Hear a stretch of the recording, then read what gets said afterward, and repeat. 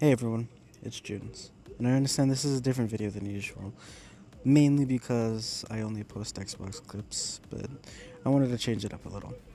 Today I'll be ranking 3 Battlegrounds games that I've chosen and their lock-on features, mainly because I'm a console player, and lock-on is pretty much all console players use it. You can't really not use it if you're not console, let's be honest.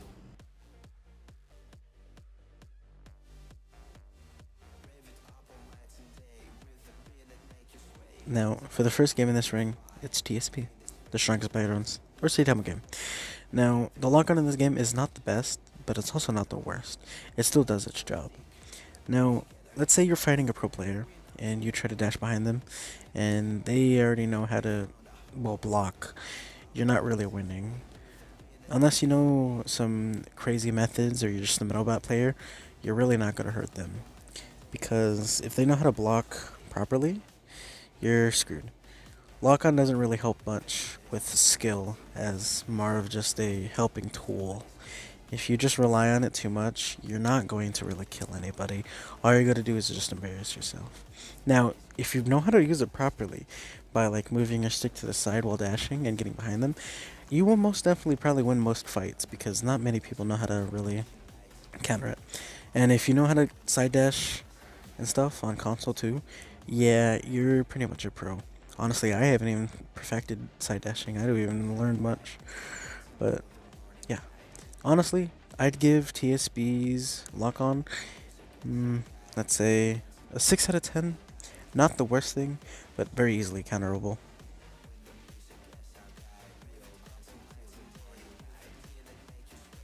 Up next is Heroes Battlegrounds, or HG, but I don't think anyone's ever called it HG.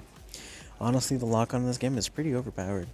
If you know how to use it right, it could be used like very versatile.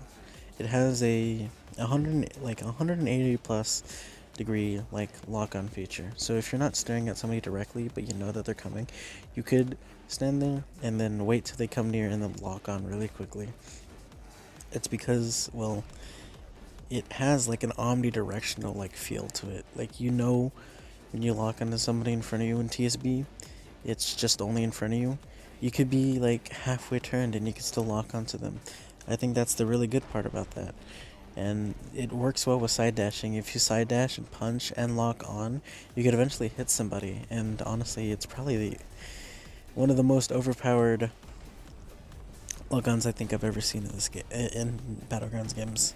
Really, it gets a 10 out of 10. It'd give 11 out of 10 if I actually gave it a higher rating. But if we're sticking with 10 by 10s, it's a 10. The only downside of this is if you're fighting another console player, good luck winning, because, well, both of you are console players locked on and you keep trying to dash behind each other, but you guys keep blocking each other. Yeah, I'll probably see you guys fight till the end of time, let's be honest.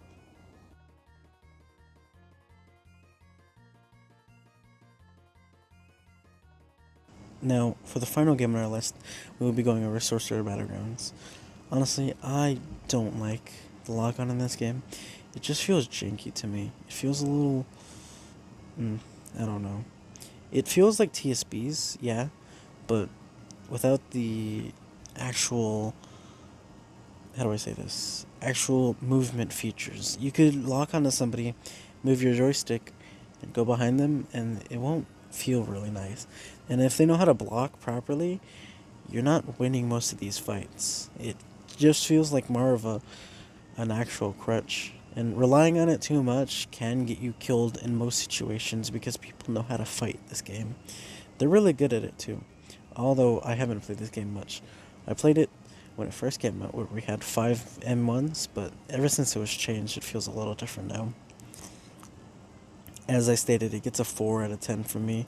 It's not for me, but if it was changed just a little, I think it would be really fun to use.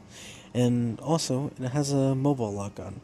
So if you mobile players want to just bully people who just want to, play the game casually, I guess you have that.